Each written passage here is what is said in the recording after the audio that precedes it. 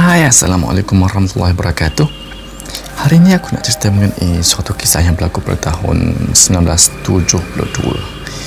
Okey, sebelum tu aku ingin tanya korang bayangkan korang tengah naik kapal terbang, dan kalau korang biasa naik kapal terbang, kadang-kadang berlakunya gegaran di dalam kapal terbang. So korang rasa macam bergegar, macam ada bertemu dengan awan tebal ke apa kan. So waktu tu kadang-kadang ada rasa cuak sikit lah.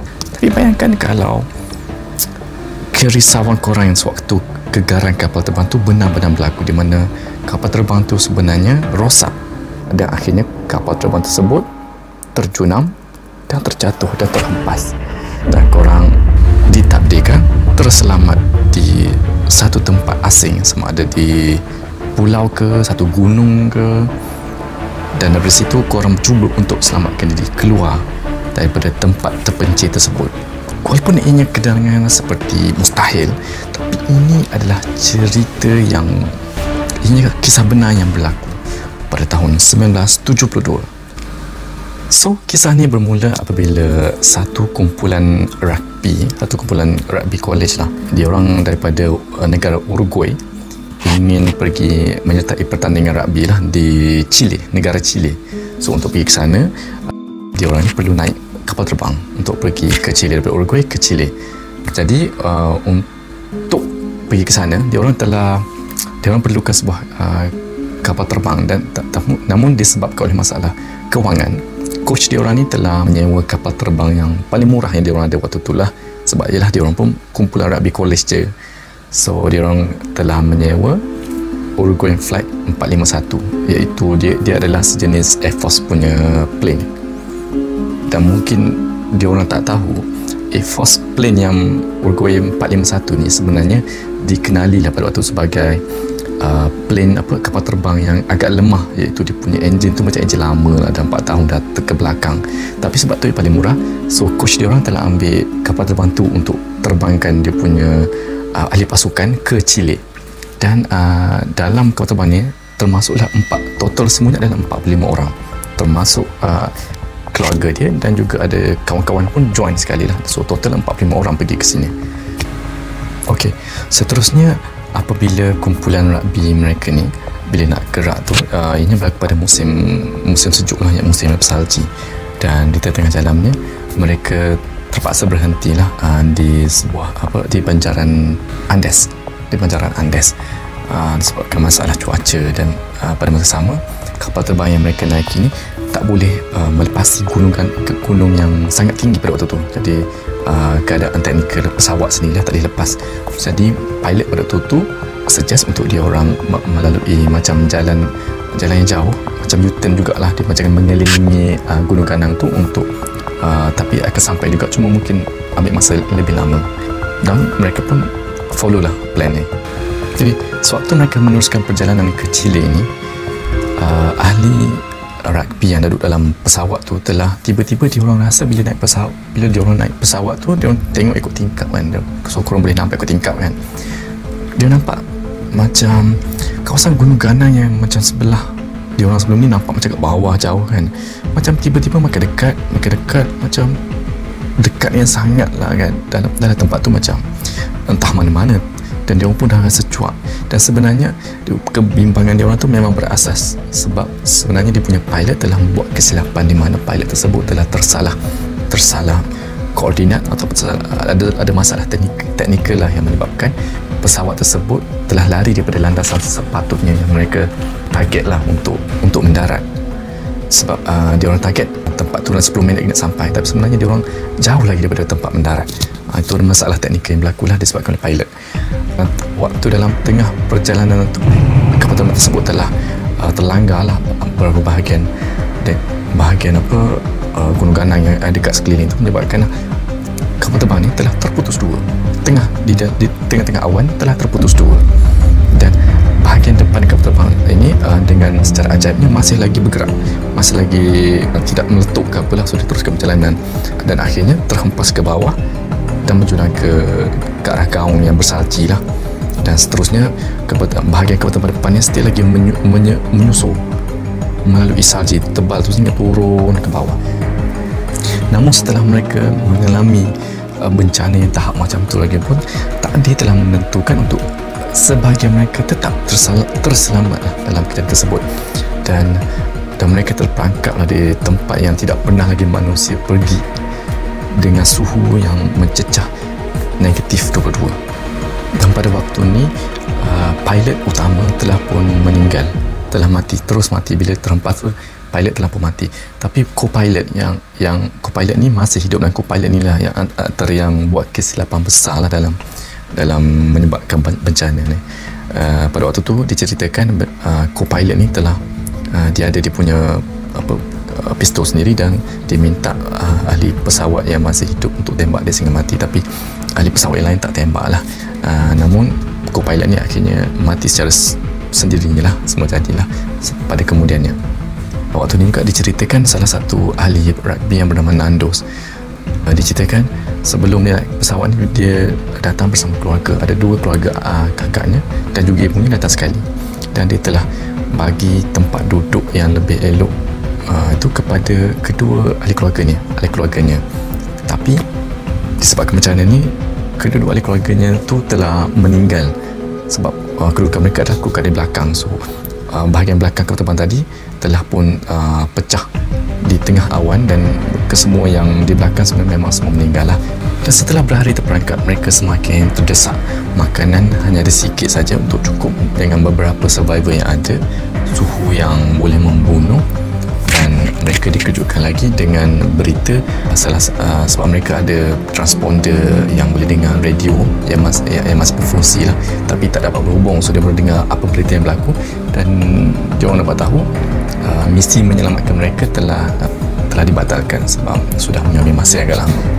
So tu akhirnya menyelamatkan mereka lagi down untuk teruskan kehidupan lah kan, sebab dia orang pun dah tak ada ikhtiar untuk macam nak teruskan hidup selepas ni, terutama sekali apabila makanan yang dia orang ada ni, yang sikit yang ada ni dah akan habis. Dan di dalam saat-saat kritikal ni lah mereka telah membuat keputusan untuk sama-sama membuat keputusan yang sukar, iaitu untuk memakan daging kawan-kawan mereka sendiri, ahli keluarga sendiri. Dan mangsa pertama yang diambil adalah pilot itu sendiri. Dan tidak sampai begitu sahaja, masalah mereka yang seterusnya muncul lagi pada hari ke-17, berlakunya runtuhan salji, avalanche, di mana mereka waktu itu tengah berehat di dalam rangka kapal terbang. Tiba-tiba terdengar bunyi yang sangat kuat sekali datang dari luar, seperti macam berlaku gempa bumi. Dan waktu itulah mereka tersedar. Bila mereka keluar pesawat, mereka ternampaklah avalanche, iaitu runtuhan salji datang ke arah mereka. Dan kejadian ini menyebabkan sebahagian dari mereka lagi terbunuh, dan tinggal sebahagian kecil lagi yang masih selamat setelah mereka dapat lari daripada runtuhan salji tersebut. Dan seterusnya mereka ada juga buat keputusan untuk cuba buat exploration, iaitu mereka nak keluar dari tempat tu. Walaupun dia orang tak tahu kat mana, tapi dia orang ada sedikit idea lah arah mana bila matahari muncul belah mana. So dia orang agak-agak, dan dia orang cuba untuk berjalan sendiri keluar. Tapi keadaan sangat sukar disebabkan oleh sebab dia orang dalam keadaan yang tinggi juga kan. So jadi oksigen tu sebenarnya agak kurang, dan juga suhu yang keterlaluan menyebabkan badan mereka tak dapat tahan sangat. Dan dengan makanan yang kurang, so dia orang tak dapat teruskan perjalanan, dan akhirnya kena balik semula ke tempat mereka terhempas. Dan dengan keazaman dan tekad mereka untuk teruskan kehidupan, pada hari ke-61, 3 daripada ahli rugby yang paling kuat telah buat keputusan untuk mengembara keluar ke arah Chile untuk mencari pertolongan. Dan mereka telah pack sumber makanan yang dia ambil daripada daging manusia yang ada, dan mereka siap bawa sleeping bag yang dibuat daripada bahan-bahan yang ada dalam kapal terbang, yang dia orang jahit sendiri dengan menggunakan wire yang dia orang ambil daripada barang-barang elektrik yang ada. So itulah bagaimana mereka survive untuk bergerak mengembara ke arah Chile. Setelah 3 hari pertama, tiga orang yang mengembara ni, mereka berjaya untuk 3 hari yang dia orang ambil, berjaya untuk mendaki gunung pertama mereka. Dan setelah naik gunung pertama, agak kecewanya mereka kerana apa yang mereka lihat adalah lebih banyak gunung di luar sana. Dan pada waktu itu salah seorang daripada tiga ni telah buat keputusan untuk kembali semula dan diserahkan makanan yang ada kepada dua orang ni. Sebabnya dua orang ni akan teruskan perjalanan mereka. So waktu tu tak berapa nampak lagi harapan, tapi dua orang ni lah yang teruskan perjalanan untuk mencari pertolongan. Dan dengan keazaman yang ada, setelah 8 hari dua orang ni berjalan di dalam kesejukan, dalam keadaan yang susahnya nak hidup tu, akhirnya mereka sampai di satu kawasan yang ada sungai. Dan mereka sangat bersyukur pada waktu itu jugalah mereka ternampak ada susuk seorang manusia di seberang sungai sana. Dan waktu ni mereka tak dapat seberang sungai itu sebab sungai itu agak besar dan arusnya agak kuat. Tapi waktu tu orang yang dia orang jumpa tu, seorang yang sebelah sungai itu telah tulis sesuatu di atas kertas dan dia letak dekat batu dan dia baling ke arah mereka.